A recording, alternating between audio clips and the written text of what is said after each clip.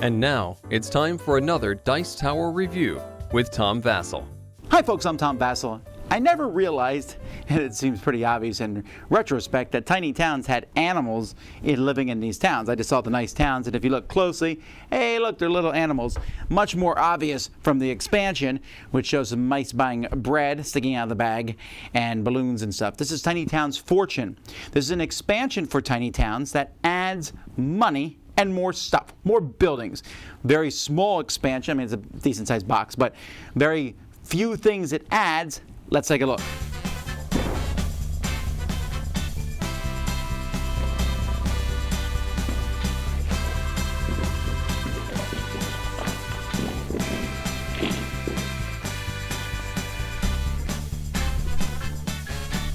In this game, players are now going to have a chest in which they're going to, as the game goes by, be able to keep coins in their chest. And you can have a maximum of 4 coins as the game comes by, and they can be used for 2 things. One, you can use a coin at the end of the game to get a point. And in fact, the game comes with a new score sheet that has that new row on it. I mean, most it gives you 4 points, but hey. More importantly, if someone calls out a color that you don't like, you can spend a coin if you have one and change that to whatever color you want it to be instead. Now, how do you get coins? Well, as this game goes by, you're going to be building buildings, but if you ever build 2 buildings at the same time, and you still build them one after the other for scoring purposes, if you build 2 or more buildings, you get a coin. That's pretty much it. Those are the only new rules, and you can play these new rules with everything that's already in the base game. This just adds the coins themselves, the treasure chest. It adds 2 more cubes of every color, and then it adds more cards. Now the cards are where things will change. You can mix these in the original decks and use them. These cards are going to do various things. So for example, the mine just gives you a coin every time you construct it. No points, although technically you're stopping yourself from losing a point by building one. But you get that.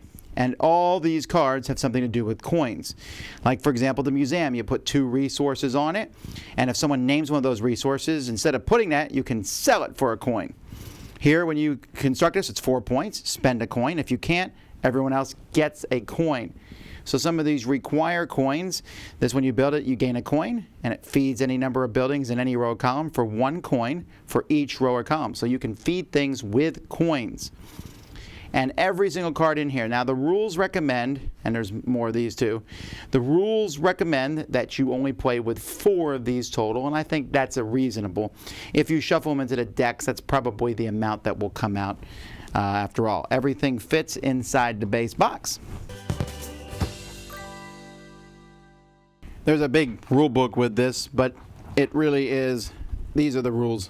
That's it. 1 page, and then it just clarifies the different buildings. It tells you a few buildings not to use sometimes if you're using coins and things. But that's pretty much it. Like I said, it does have a nice insert, you know, where you can keep everything in it, but I'm just going to store everything in the base box. The coins themselves are really nice, little wooden coins that have a mouse on one side and an acorn with a 1 on the other side.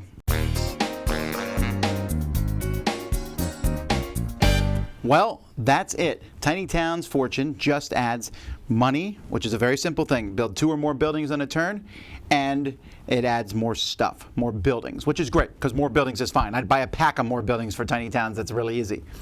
It's funny, because when the rules said you can get a coin when you build 2 buildings, I thought, you can do that? And I went and read the original rules, and I guess you can.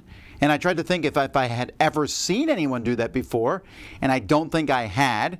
But you do now. Now sometimes, not always, there's still times in this game where you want to build a building. You're just like, I don't care, I need to build this building because it activates this, or I score points for it now, or whatever.